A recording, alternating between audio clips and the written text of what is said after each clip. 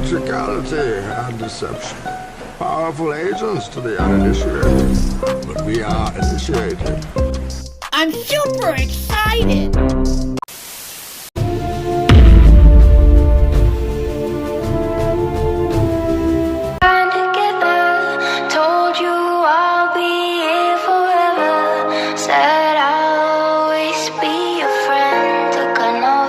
Stick it out till the end.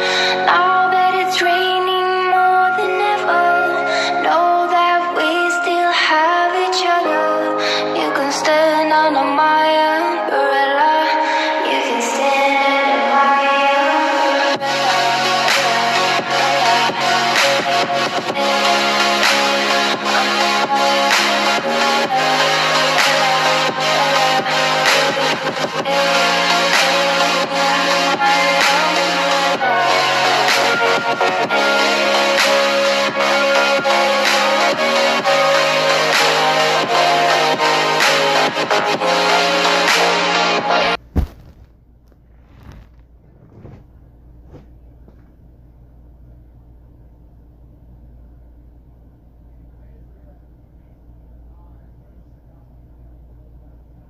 Imagine, if you will, you are the king of an empire, and you rely on the enslavement of your people to keep you rich and powerful. What would happen if you started to notice that your people begin to stray away from the herd and started to turn away from the slaughterhouse? What would you do if your people started to wake up and start to show dissent? What would you do if you started to lose your grip, but wanted to remain in position? You would hope that they forget about it and move on. You would probably find a way to distract them, or better yet, turn them away from against each other so that they forget about their whole original cause. The censorship of social media and the mainstream media are in the business of contributing in this organized deception, and they are doing a wonderful job. They always reduce and refuse to show the positive global transformation unless the subject matter fits in and benefits to their agenda. They succeed by brainwashing you with the belief of hope and fear, and then turn it around and use it as a weapon. They continue to separate, divide, instigate, and create the illusion of two separate sides to choose from, like we don't have any other choice. They will tell us what to think, and the entertainment industry will show us how to believe. They will tell us on what opinions to have when it comes to certain subject matter, such as events and people. What they will never do is focus back on the message of hope, peace, happiness, kindness, unity, coming together, and true justice. Are we listening to it? Are we buying into these schemes, scams, and lies? Are we paying attention to the material in which we are being fooled, programmed, and deceived to believe without question?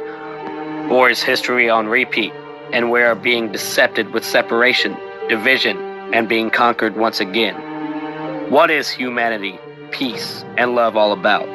Some may be hiding behind uniforms, and some may be rising from the shadows to defend what shouldn't be an issue to begin with.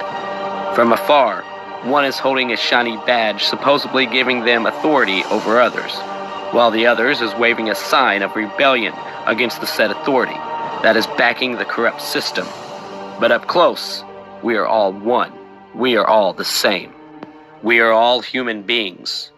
And the reason why change is needed is to uplift both sides of the situation. So let's talk to each other, not yell at each other. Let's approach the subject with an open mind, discuss, and debate without hate and violence. So let's grow together and give power to our message and not our dividers. We want a world that honors life. We, the people, demand a world that is fair to everyone. We want peace and happiness. We all want to stop living to survive and just live. No man has the right to say if we are free or not.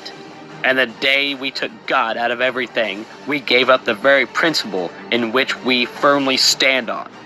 It is our actions that determine the outcome of the situation. But when? When will it all stop?